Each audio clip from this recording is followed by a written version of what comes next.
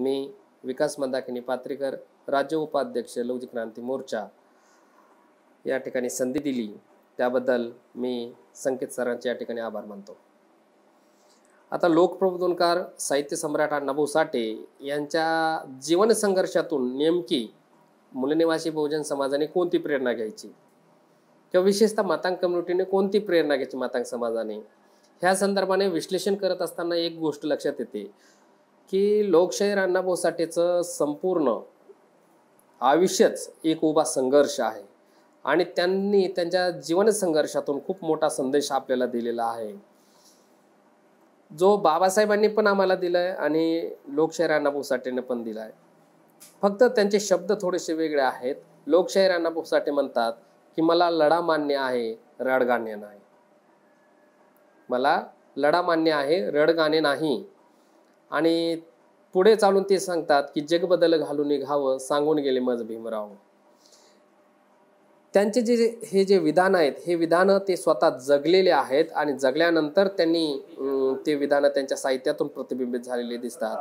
त्यांनी 16 ऑगस्ट 1947 रोजी आझाद मैदानावर दिलेली घोषणा, या आजादी झूठी है, देश की जनता भूखी है, ही भूकी जनता वगैरे दुसरं तिसरं कोणी नसेल तर स्वतः लोकशाहीर अण्णाभाऊ साठे आहेत। आणि ते त्यांच्या जीवन संघर्षामध्ये त्यांनी कैक वेळा कित्येक रात्री त्यांनी उपाशीपोटी काढलेले आहेत आणि त्यावेळेस त्यांचा अहसास झाला ही पूर्ण आझादी, ही स्वातंत्र्य हे पूर्ण झूट आहे आणि त्याच्यानंतर त्यांनी ते रस्त्यावरती त्या पद्धतीने उतरलेले आहेत।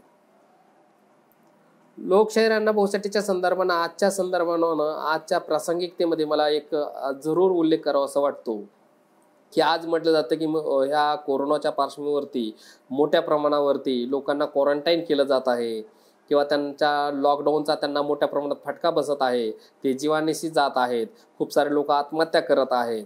पण ही या देशातला अस्पृश्य वर्ग गेल्या 2,500 वर्षापासून गावकुसाच्या बाहेर क्वारंटाईन झालेला आहे आणि हे 2,500 वर्षापासून जो लॉकडाऊन तोडण्याचं काम शिवशाहू फुले आंबेडकर, अण्णाभाऊ साठे यांनी केलेलं आहे। आणि लॉकडाऊन काय ही आजची परिस्थिती नाही। आज सांगितलं जातं की पुण्याहून अमुक तरुण आला, तमुक तरुण आला, मजदूर वर्ग एवढा पायी चालतोय। पण स्वातंत्र्यपूर्व कालखंडामध्ये लोकशाहीर अण्णाभाऊ साठे त्यांचं मूळ गाव वाटेगाव आहे। ह्या वाटेगावापासून त्यांनी खंडाळा मार्गे मुंबईमध्ये ते आले आहेत, ते रस्त्यानं पायीच आलेले आहेत, रस्त्यानं काम करत करत आलेले आहेत, उपाशी पोटी आलेले आहेत आणि लॉकडाऊनच्या झाडात त्यांना सुद्धा बसलेले आहेत। आणि म्हणून विशेषतः गावकुसाच्या बाहेर असणारा जो अस्पृश्य वर्ग आहे आणि गावकुसाच्या बाहेर असणारे जे मूलनिवासी बहुजन समाज मोठ्या प्रमाणावरचा आहे, ह्या लोकांची वेदना त्यांच्या साहित्यामधून आपल्याला प्रतिबिंबित होताना दिसते। आणि त्यांनी जे साहित्य निर्माण केलं, त्यांच्या जीवनातून एक त्यांनी मेसेज दिला की त्यांनी कुठल्या प्रकारचं जातनिरपेक्ष साहित्य निर्माण केलं। जातनिरपेक्ष साहित्य म्हणजे कोणतं, कुठल्या जातीला असं गृहीत धरलं नाही किंवा त्याचा गवगवा केला नाही। म्हणजे मातंग समाजाचा गौरवशाली आणि शौर्यशाली इतिहास सांगत असताना त्यांनी जातीचा अहंकार त्यांच्या चालण्या वागण्या बोलण्यामध्ये जीवनामध्ये कधीच आम्हाला दिसला नाही। म्हणून त्यांच्या जीवन संघर्षातून आम्हाला ही प्रेरणा घ्यायला लागली की ते महापुरुष हे जातीच्या पलीकडे विचार करणारे महापुरुष आहेत। आणि सगळ्यात महत्त्वाचा विशेषतः मूलनिवासी बहुजन समाज तर आहेत, पण विशेषतः मातंग समाजानं त्यातून एक संदेश घ्यायचा आहे। तो संदेश देण्यासाठी ते एक मी या ठिकाणी प्रसंग या ठिकाणी नमूद करणं मला गरजेचं वाटतं। वेळ कमी या गोष्टीत जाणीव आहे। ज्यावेळेस रशियावरून परत येतात लोकशाहीर अण्णाभाऊ साठे, त्यावेळेस रशियामध्ये त्यांच्या साहित्याची सगळीकडे भुरळ त्या ठिकाणच्या लोकांच्या मनावरती उमटलेली असते। अशा वेळेस पंडित जवाहरलाल नेहरू देशाचे पंतप्रधान त्या ठिकाणी जातात, त्यावेळेस मीडिया त्यांच्या समोर येतो, पत्रकार त्यांच्या समोर येतात आणि विचारतात लोकशाहीर अण्णाभाऊ साठेबद्दल काहीतरी बोला तुम्ही। ज्यावेळेस अण्णाभाऊ साठेबद्दल बोलण्याचा विषय येतो त्यावेळेस ते बोलू शकत नाहीत, कारण त्यांना लोकशाहीर अण्णाभाऊ साठेबद्दल काहीच माहीत नसतं आणि अतिशय चपकलपणे ते उत्तर देतात, अण्णाभाऊ साठे काय रस्त्यावर बोलायचा विषय झाला। पण अण्णाभाऊ साठे हा विषय मात्र सातत्यानं पंडित जवाहरलाल नेहरूच्या डोक्यामध्ये घोंगावत राहतो। जसे भारतात येतात तसे ते महाराष्ट्रातल्या मुख्यमंत्र्याला शंकरराव चव्हाणांना कॉल करतात आणि त्यांना सांगतात की साठे नावाचं कोण आहे ते चेक करा, लोकशाहीर अण्णाभाऊ साठे, आणि अण्णाभाऊ साठेला भेटायचंय मला। मग शंकरराव चव्हाणांनी ज्यावेळेस त्यांची यंत्रणा कामाला लागते, यंत्रणा कामाला लागल्यानंतर त्यांना असं कळतं की सांगली जिल्ह्यातील वाटेगाव नावाच्या वाटेगावामध्ये एक माणूस आहे अण्णाभाऊ साठे नावाचा, तो साहित्यिक आहे. आणि मग त्याला भेटण्यासाठी ते सांगलीच्या गेस्ट हाऊसला थांबतात आणि गेस्ट हाऊसहून एका कर्मचाऱ्याला त्यांच्या घरी पाठवतात, लोकशाहीर अण्णाभाऊ साठेच्या घरी. आणि पाठवल्यानंतर ते निरोप पाठवतात की तुम्हाला मुख्यमंत्र्याला लवकर भेटायचंय, तुम्ही लवकर या.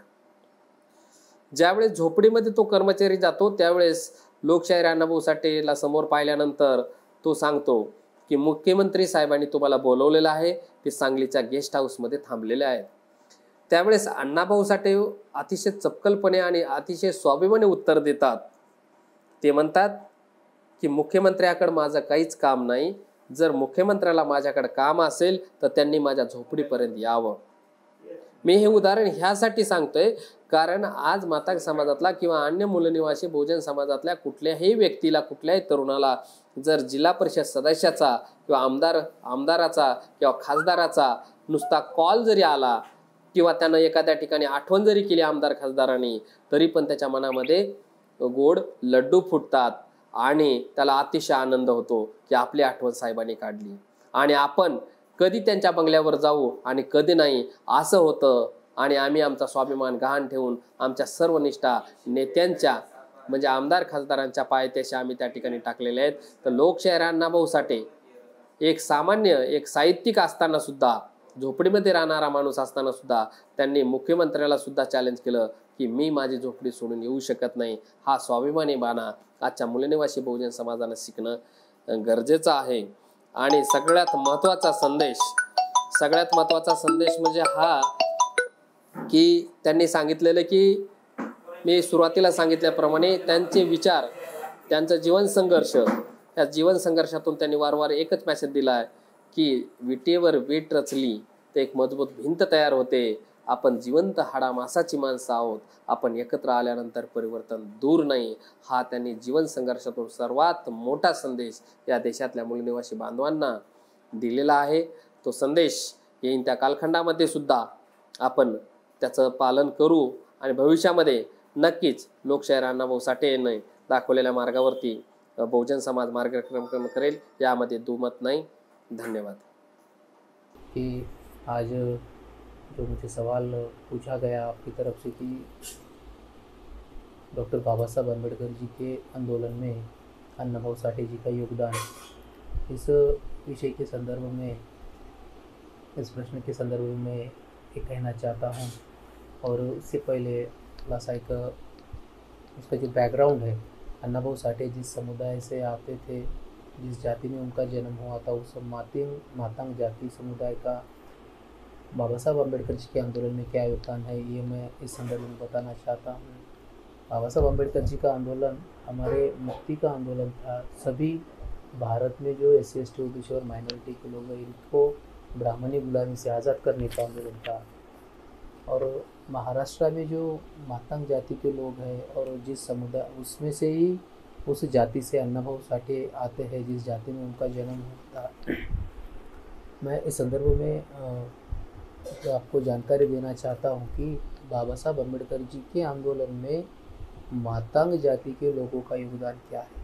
क्योंकि अक्सर ये देखा जा रहा है कि जो अम्बेडकराइट्स मूवमेंट है, जो बाबा साहब अम्बेडकर जी का आंदोलन है, उस आंदोलन से जो इतर जातियाँ हैं, जो पूर्वाश्रम के जो महार जाति जिन्होंने बौद्ध धर्म अपनाया, उससे कुछ अलग जाति के लोग हैं, उनको बाबा साहब अम्बेडकर जी के आंदोलन से जोड़ा नहीं जाता बल्कि तोड़ा जाता है.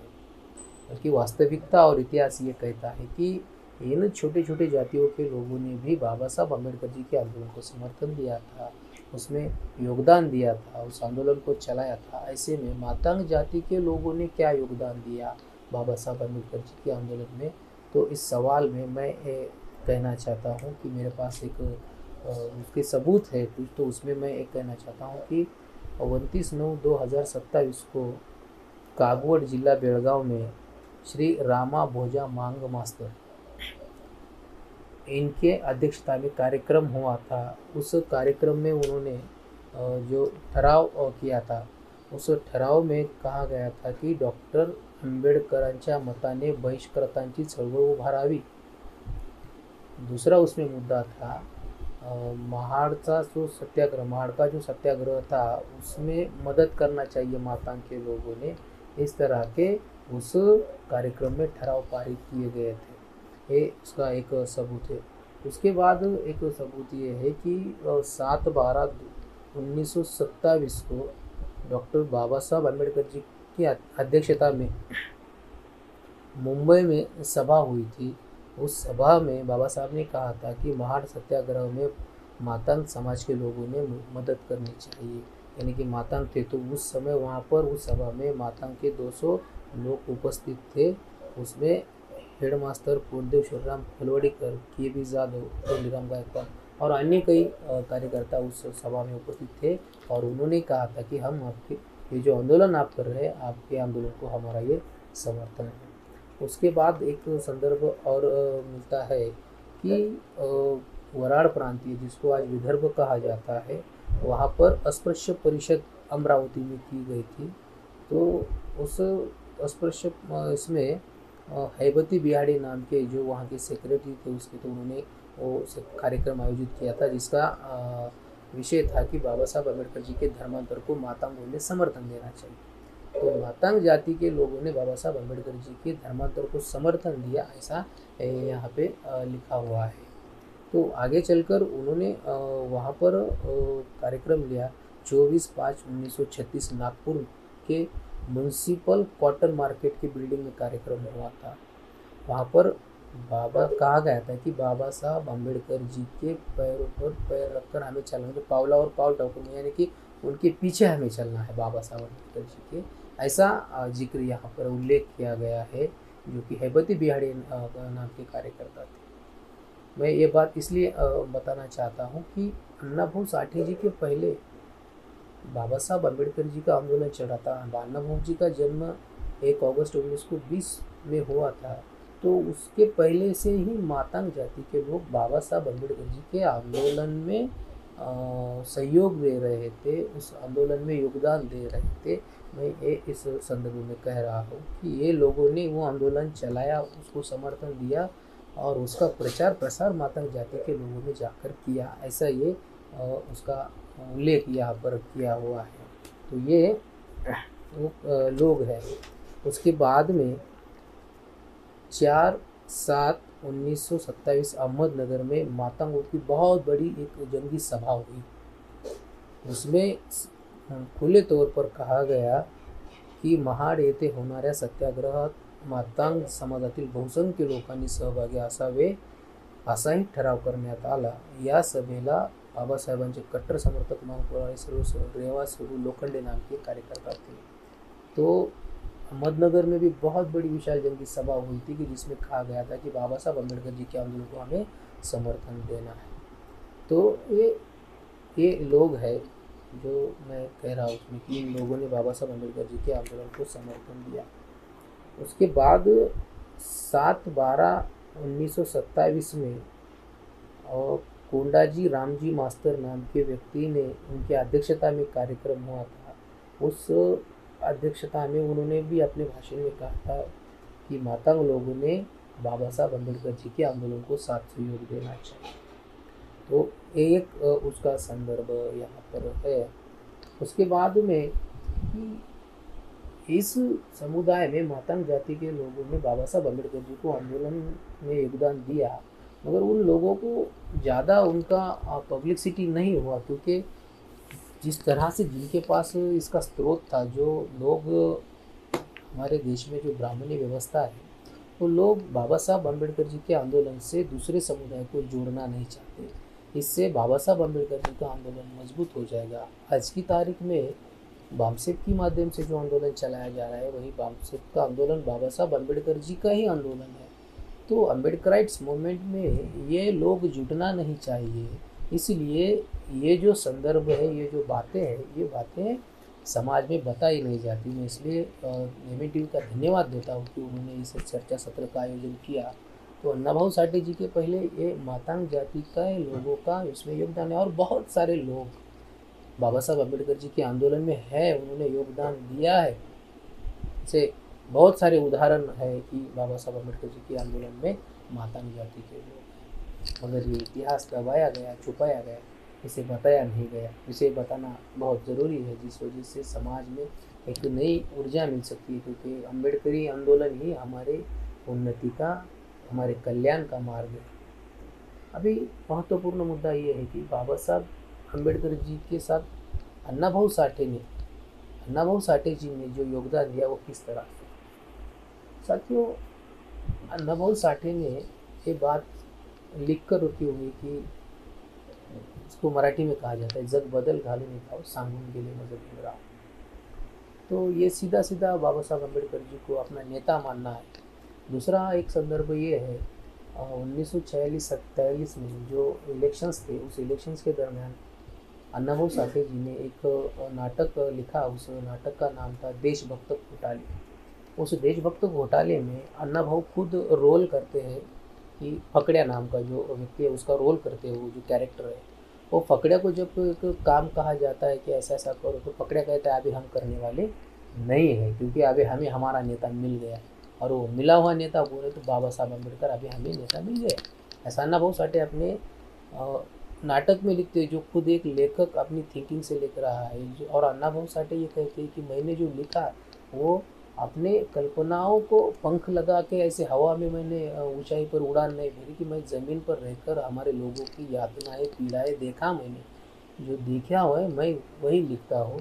मैं ऐसी कल्पना के पंख लगाकर नहीं साहित्य लिखता हूँ। और अन्नाभाऊ साठे ने जो भी लिखा वो साहित्य उन्होंने जिनको जो अनुभव था वो अनुभव उन्होंने वहाँ पर लिखे हुए। तो अन्नाभाऊ साठे ने वो वहाँ पे लिखा। दूसरा एक मुद्दा ये है कि अन्नाभाऊ साठे जी के ऊपर बाबा साहब अम्बेडकर जी के आंदोलन का क्या प्रभाव था। तो ये प्रभाव ये है कि बाबा साहब अम्बेडकर जी के आंदोलन को देखकर, उस आंदोलन को अपने दृष्टिकोण से अन्नाभाऊ साठे ने लिखते हुए अपनी कथाएँ बनाई। वो कथाओं का नाम है सापड़ा। जो कथा है उस सापड़ा में तो बहुत ही क्रांतिकारी अन्नाभाऊ साठे ने डायलॉग लिखे हुए हैं, क्योंकि जो सवर्ण जाति के व्यक्ति के घर के सामने जो जानवर मारा पड़ा हुआ होता है, वो जानवर उठाने के लिए वो महारों की बस्ती में जाते हैं, मगर महार वो उठाते नहीं है। तो वहाँ पे उनका चर्चा होता है, वाद होता है कि आप क्यों नहीं उठाते। तो वो जो लोग हैं वो कहते हैं कि अभी हम ये गंदे काम करने वाले नहीं है, क्योंकि अभी हमने ये छोड़ दिया है। ये छोड़ दिया है। छोड़ने का मतलब क्या है कि छोड़ने का मतलब ये है कि बाबा साहब अम्बेडकर जी ने हमें कहा है ये छोड़ने के लिए। तो ये उस सापड़ा कथा में लिखा है। सापड़ा मतलब एक षड्यंत्र उसको कहा जाता है, एक कॉन्स्पिरेसी, जिस तरह से उन लोगों को फंसाने का जाल बिछाया जाता है, मगर वो लोग फंसते नहीं है, क्योंकि उनके पास अभी स्वाभिमान मिला हुआ रहता है उनके अंदर, और वो अपना आंदोलन चलाने के लायक बन चुके हैं कई लोग रहते हैं, क्योंकि उनको बाबा साहब अम्बेडकर जी ने धम्म दिया है, स्वाभिमान से जीने के लिए कहा गया है। इसलिए वो लोग वो मरे हुए जानवर को उठाते नहीं है। वो कहते हैं कि वो जब तक जीवित था तब तक तुम्हारा था, अभी मरने के बाद हम काय को उठाएंगे उसको। तो वो उस जानवर को उठाते नहीं है और वहाँ पे वो बगावत करते हैं। इसका मतलब बाबा साहब अम्बेडकर जी ने जो बताई हुई बातें अन्नाभाऊ साठे अपनी किताब में लिखते हैं। अभी दूसरा मुद्दा ये है कि बाबा साहब अम्बेडकर और अन्नाभाऊ साठे जी की मुलाकात का मुद्दा है। तो मैं इस मौके पर ये कहना चाहता हूँ कि मेरे पास ये संदर्भ है यहाँ पर लिखा हुआ कि ये किताब है, खुशाल खड़से जी ने किताब लिखी हुई है, शब्द साहित्य का निर्माता अन्नाभाऊ साठे। इसमें उन्होंने जिक्र किया है कि डॉक्टर बाबा साहब अम्बेडकर और अन्नाभाऊ साठे 8 बार मिल चुके हैं, और वो 8 में से एक मुलाकात का उन्होंने यहाँ पर जिक्र किया है कि वो कहते हैं 20 अप्रैल 1952 को नागपुर में, जो आज का यशवंत स्टेडियम है, उस स्टेडियम में मजदूरों का एक कार्यक्रम हुआ था। उस कार्यक्रम में अन्नाभाऊ साठे और बाबा साहब अम्बेडकर जी साथ में थे। तो इस किताब में वो संदर्भ है, और खुशाल खड़से जी लिखते हैं कि ये एक नहीं तो और ऐसी 8 मरतबा वो मिल चुके हुए। तो बाबा साहब अम्बेडकर जी और अन्नाभाऊ साठे जी की मुलाकात ये तो हुई होगी कि तर्कसंगत तर्कशास्त्र के अनुसार यदि देखा जाए तो अन्नाभाऊ साठे जी का जो कार्यक्षेत्र है वो मुंबई है, और ज़्यादातर तो उनकी ज़िंदगी मुंबई में उन्होंने बिताई है। और बाबा साहब अम्बेडकर जी का आंदोलन मुंबई में तो बड़े पैमाने पर बहुत एक्टिवली एग्रेसिवली था। तो हम ये कह सकते हैं, जो खड़से जी कहते हैं कि 8 बार उनकी मुलाकात हुई, तो 8 बार वहाँ पर उनकी मुलाकात हो चुकी होगी। उसका उन्होंने एक जिक्र यहाँ पर किया है नागपुर का। तो ये अन्नाभाऊ साठे जी का जो योगदान है, वो योगदान साहित्य के माध्यम से अन्नाभाऊ साठे ने बाबा साहब अम्बेडकर के आंदोलन को दिया है। उन्होंने बार बार कहा है। और इतना ही नहीं, जो बाबा साहब अम्बेडकर जी ने 1956 को जो धर्मांतर किया, तो उस धर्मांतर को सामने रखकर अन्नाभाऊ साठे ने किताब लिखी, जिस किताब का नाम है बुद्धाची शपथ, जिसको हिंदी में बौद्ध की कसम ऐसा कहा जा सकता है। उसमें जो पात्र है, उसमें जो कैरेक्टर जो लिखे हुए हैं, वो छोटे बच्चे होने के बाद भी जो धर्म हमने अपनाया है, जिसकी कसम हमने ली है, उस कसम को हमें तोड़ना नहीं है। इतना क्रांतिकारी प्रसंग उसमें लिखा हुआ है अन्नाभाऊ साठे ने कि हम ये धर्म को छोड़, क्योंकि हमने कसम ली है। अब कसम लेने के बाद हम उसे छोड़ नहीं सकते, उस कसम को तोड़ नहीं सकते। तो इस तरह से उन्होंने बुद्ध की कसम इस किताब में ये बातें लिखी हुई है। अब ये जो सारी किताबें हैं, बौद्ध की कसम, सापळा, उसके बाद वळण है, उपकाराची फेड है, मर्यायचा गाडा, ऐसी किताबें जो लिखी है वो बाबा साहब अम्बेडकर जी के आंदोलन को सामने रखकर ही लिखी है, जिससे हम जैसे लोगों को, जो आज के नव युवा है, उनको ये प्रेरणा मिलती है कि इस कथाओं से कि अन्नाभाऊ साठे ने बाबा साहब अम्बेडकर जी को सामने रखकर ये कथाएं लिखी। यानी कि अन्नाभाऊ साठे जी का बाबा साहब अम्बेडकर जी के आंदोलन में बहुत बड़ा योगदान है। ये बातें सिद्ध करती, ये सारे सबूत है। एक कथाएं, उनकी जो किताबें हैं, ये उससे सिद्ध होता है कि उनका बहुत बड़ा योगदान अन्नाभाऊ साठे जी, कि अन्नाभाऊ साठे जी ने जिस तरह से वो लिखा है कि जग बदल, ये जो दुनिया अगर आपको बदलनी है तो मुझे बाबा साहब अम्बेडकर जी ने कहा ये दुनिया बदलने के लिए। मराठी में कविता है, यह है, उसका बहुत बड़ा अर्थ निकलता है। तो ये जो कहा गया है, तो इससे पता चलता है कि बाबा साहब अम्बेडकर जी के आंदोलन को अन्नाभाऊ साठे जिस तरह से देख रहे थे, उस तरह से उसमें अपना पार्टिसिपेशन कर रहे थे, उसमें अपना योगदान दे रहे हैं। इन सारी बातों से हमें पता चलता है। इस मौके पर मैं इतना ही कहता हूँ। जय लहुजी। मी नंदाताई लोखंडे, राज्य संयोजिका, लहुजी क्रांती मोर्चा। आज प्रबोधनकार, साहित्यरत्न अण्णाभाऊ साठे यांच्या साहित्यातील राजकीय, सामाजिक, आर्थिक व स्त्रीविषयक दृष्टिकोन या विषयावर मी थोडक्यात आपली एक भूमिका मांडणार आहे। या स्मृती दिनाच्या निमित्तानं अण्णाभाऊंना अभिवादन जर करायचं असेल तर ते अभिवादन करत असताना अण्णाभाऊंच्या साहित्याचे काही पैलू आपण पाहिले पाहिजे। लोकप्रबोधनकार अण्णाभाऊ साठे यांनी त्यांच्या साहित्यातून जे नायक आणि नायिका उभ्या केल्या, त्या समाजातील दुर्लक्षित नायक आणि नायिका आहेत। त्यांच्यासारखी कितीतरी माणसं आज समाजामध्ये आहेत, अगदी किड्या मुंग्यासारखी माणसं समाजामध्ये आहेत, पण अण्णाभाऊंनी त्यातलेच माणसं हेरून त्यांना नायक आणि नायिका म्हणून उभं केलं आणि त्यांच्या माध्यमातून समाजाला लढायला शिकवलं। हे जे जिवंत माणसं आहेत, ही मरण यात्रा सोसणारी माणसं आहेत, पण ही मरण यातना सोसणारी माणसं जगली काय आणि मेली काय याचं कोणाला काहीच सोयर सुतक नव्हतं। पण अण्णाभाऊंनी अशा नायक आणि नायिका उभ्या करून समाजाच्या विविध बाजूला उजेडात आणलं, समाजाला विविध पैलू पाडले आणि ह्या उजेडात आलेल्या विविध बाजूमुळे नायक आणि नायिकांना लढायला शिकवलं आणि यातून समाजाला प्रेरणा मिळते की आपण लढलं पाहिजे। अण्णाभाऊ साठे म्हणतात, मला लढा मान्य आहे, मला रडगाणे मान्य नाही। आजचा समाज जर आपण बघितला तर आपण फक्त रडत असतो। आपण काय रडत असतो? मला हे मिळत नाही, मला ते मिळत नाही, माझी अशी प्रगती होत नाही, माझं तसं होत नाही। पण अण्णाभाऊ साठे जे नायक नायिका उभे करतात, ते नायक नायिका अण्णाभाऊ साठे आपल्या वाक्यातून सांगत असतात। अण्णाभाऊंचं साहित्यातलं एक वाक्य आहे, मेलेलं मेंढरू आगीला भीत नाही। म्हणजेच जी माणसं मेलेली आहेत, त्या माणसांना जाळलं काय, पुरलं काय, फेकलं काय, काहीही केलं काय, ती माणसं आगीला भिणार नाहीत। म्हणजे मेल्यानंतर माणसाला कुठल्याही वेदना होत नाहीत आणि म्हणून आपण लढलं पाहिजे। आपल्याला कुठल्याही वेदना होणार नाहीत, आपल्या ज्या आजच्या वेदना आहेत ह्या वेदना काही कमी नाहीत, यासाठी आपण लढलं पाहिजे।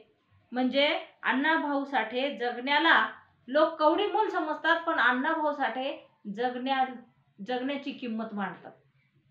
अण्णाभाऊ साठे अन्यायाच्या विरुद्ध लढायला शिकवतात आणि न्यायासाठी लढणारी जी नायक नायिका आहे त्या नायक नायिकांना अण्णाभाऊ आपल्या साहित्यातून न्याय मिळवून देण्याचा प्रयत्न करतात, नवे न्याय मिळवून देतात. या समाजामध्ये दोन वर्ग आहेत. एक वर्ग शोषण करणाऱ्यांचा आणि दुसरा वर्ग आहे शोषितांचा. हे शोषण करणारे जे लोक आहेत ते मुठभर आहेत, पण या मुठभर लोकांचं शोषण, हे मुठभर लोक शोषण करत असताना जी मोठ्या संख्येने लोक आहेत, जे बहुजन लोक आहेत, त्यांचं शोषण होतं आणि त्या शोषणाचा ते प्रतिकार करत असतात. त्या प्रतिकारासाठी अण्णाभाऊ साठे आपल्या नायकांना आणि नायकांच्या माध्यमातून काही संदेश आपल्या साहित्यातून समाजापर्यंत पोहोचवण्याचं काम करतात. अण्णाभाऊ साठे लिहितात की पृथ्वी ही शेषाच्या मस्तकावर तरलेली नसून ती कष्टकऱ्यांच्या तळहातावर तरलेली आहे. म्हणजे याचाच अर्थ असा की माणसं बंगल्यात पण राहतात, माणसं माड्यामध्ये राहतात, माणसं मोठमोठ्या वाड्यामध्ये राहतात, पण जी कष्ट करणारी माणसं आहेत, ही झोपड्यामध्ये राहणारी माणसं आहेत. या झोपड्यामध्ये राहणाऱ्या माणसाच्या कष्टावर ही माणसं मोठी होत असतात, जगत असतात. आणि म्हणून अण्णाभाऊ साठे समाजाचं बारीक निरीक्षण करतात. जे लोक जगण्यासाठी लायक ठरवले जात नाहीत त्या लोकांना सुद्धा अण्णाभाऊ साठे आपल्या लेखणीच्या माध्यमातून नायक करतात, म्हणजेच हिरो करत असतात. मग ती कोणत्या जातीचे आहेत, कोणत्या धर्माचे आहेत, कोणत्या समाजाचे आहेत, हे अण्णाभाऊ मांडत बसत नाहीत. दोन जातीमध्ये वैर कधी निर्माण करत नाहीत, तर अण्णाभाऊ उलट दोन जातीमध्ये समेट घडून आणण्याचं काम करतात आणि आपल्या परीनं नायकाला आणि नायिकेला किती मोठं करता येईल हे बघत असतात.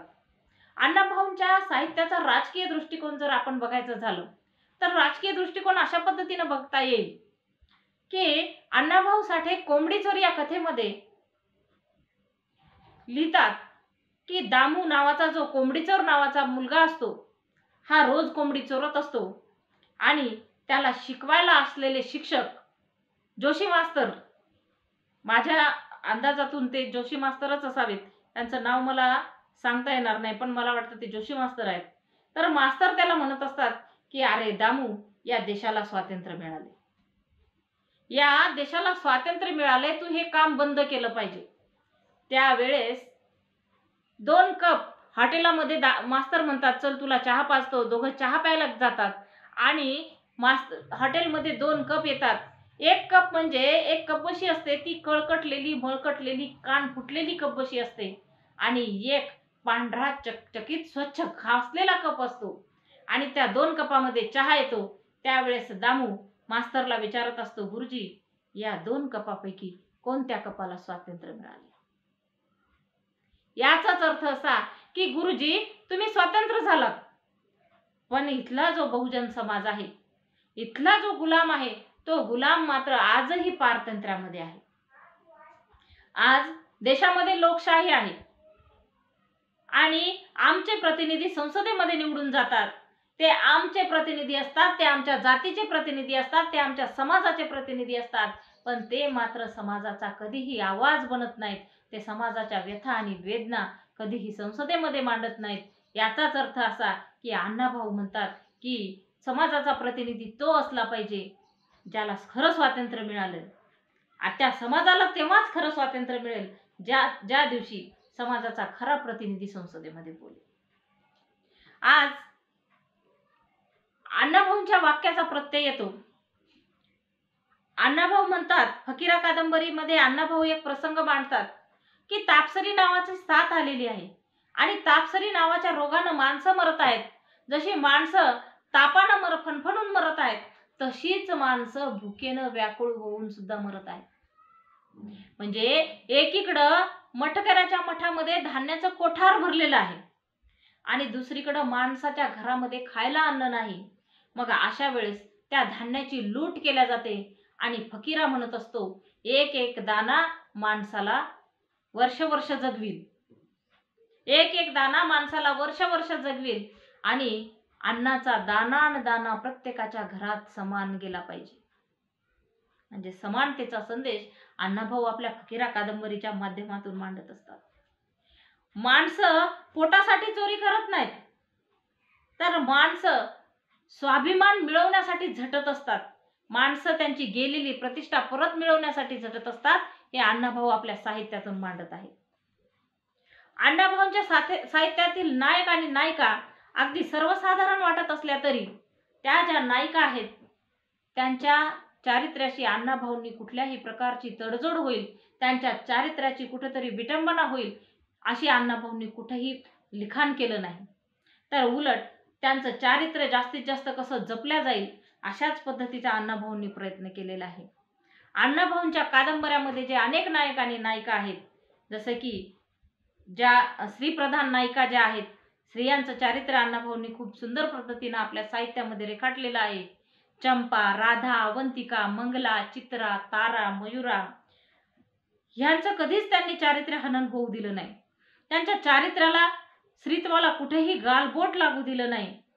आज समाजाची मानसिकता जर आपण आजही बघितली तर स्त्रीला केवळ एक उपभोगाची वस्तू म्हणून इथल्या मनुस्मृतीनं स्त्रियांना सगळेच हक्क आणि अधिकार नाकारलेले आहेत.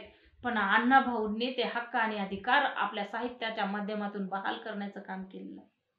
उदाहरणच द्यायचं झालं तर अण्णाभाऊंनी अहंकार नावाची जी कादंबरी लिहिली, त्या अहंकार कादंबरीची नायिका, तिचं नाव अवंतिका आहे.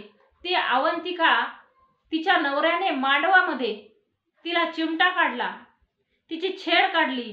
तिच्या नवऱ्याने आपल्या मित्रांसमोर आपल्या नवऱ्याने आपला अपमान आपल्या मित्रांसमोर केला हे जेव्हा तिच्या लक्षात येतं, त्यावेळेस ती लग्नानंतरच्या पहिल्याच रात्री आपल्या पतीला प्रश्न विचारत असते की तुम्ही मला चिमटा काढून माझा अपमान का केला.